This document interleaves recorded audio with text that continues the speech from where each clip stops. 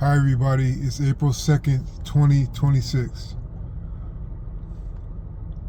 Um, the rhythms of life are the internal rhythms of your being. We are taught to pay attention to them, and we are taught to trust them and to let them guide us.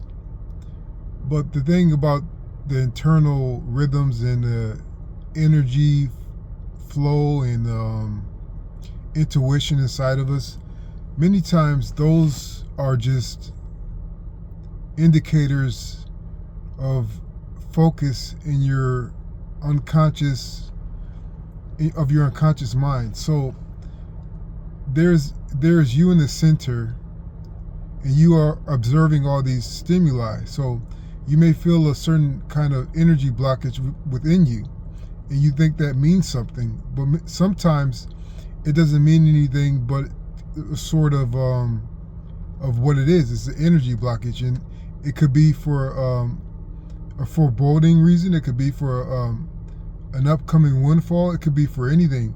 We cannot accurately determine what these inner sensations are, these inner energy flows are.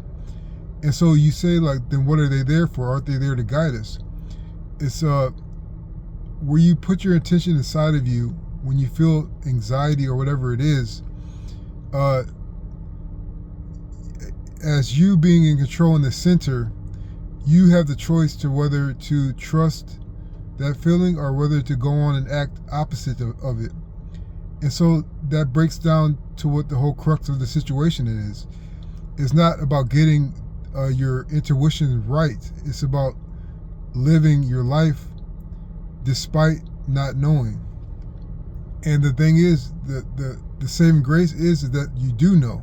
If you know that there's a God and that He loves you and that He's guiding you, He's holding your hand, then your intuition is secondary. And if you go and act upon that despite feeling scared, despite feeling anxious, that's how you live and walk with God. God gave us intuition, but God also gave us the motivation to go on and go forth despite anything that may be trying to distract us.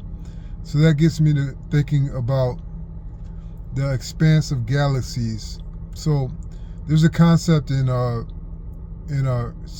physics and astronomy that they say that intergalactic or even interstellar travel is near impossible, just because of the nature of the expanse of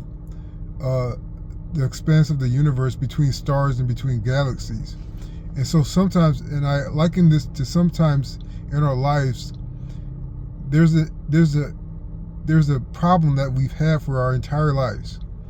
And it seems like no matter how far we get, no matter how far we grow, no matter how large and how strong we get, it seems like that problem that we've had our entire life, it seems the furthest from us even after all these years. And it's never totally settled. It's never totally remedied. It doesn't go away.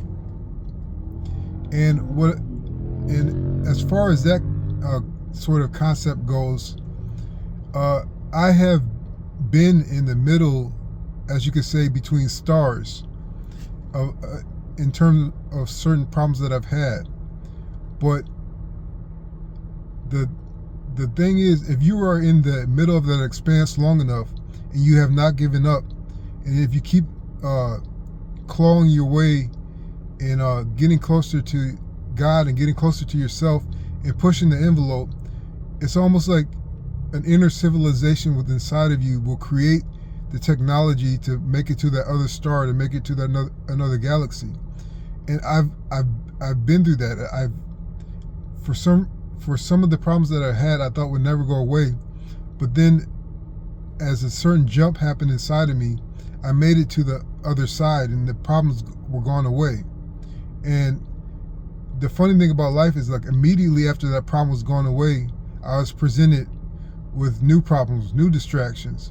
But that didn't distract me from the fact that I realized that with God's help, I've ended a handful of problems of my life that I never thought I would get over. So the second thing I can say about the expanse of galaxies is that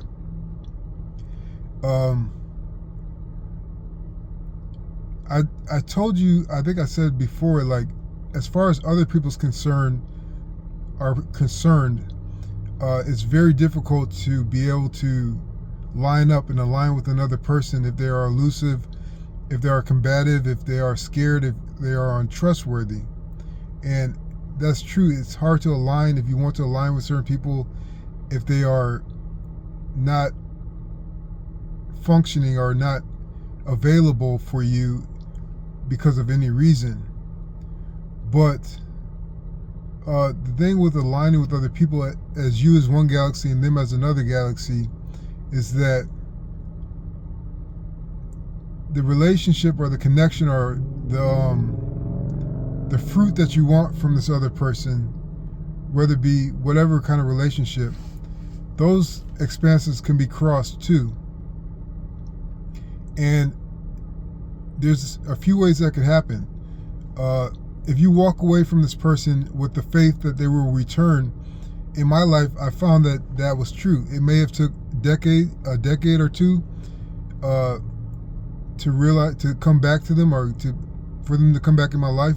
But if you walk away with faith, they will return, and things may get better, and then things may be concluded like you want to.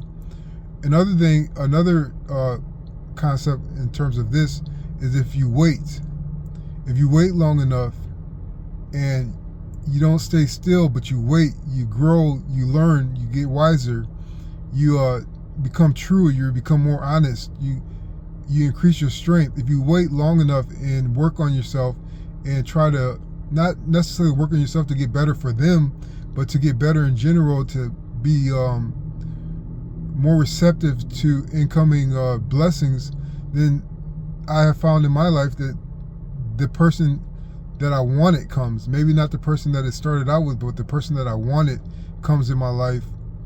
And it's beautiful and it's fruitful and it's a great time.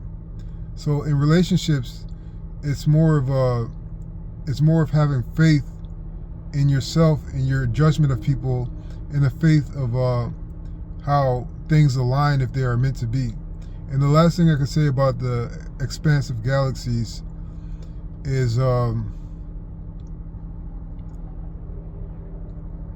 I do believe in having dreams. You know, when I was younger, I maybe wanted to be successful and have great things, and, you know, be able to provide for my whole family.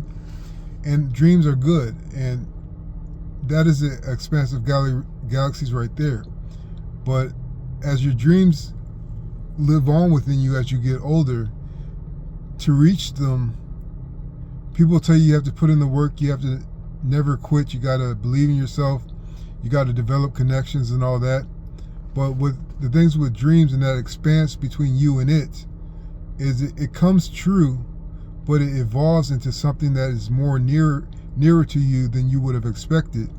A lot of people see it far away, but if you evolve with that dream and you don't stop and you keep on believing in it, and you keep on building your wisdom and your foresight and your insight, that dream gets closer and closer and closer, and then it develops into something that you already have.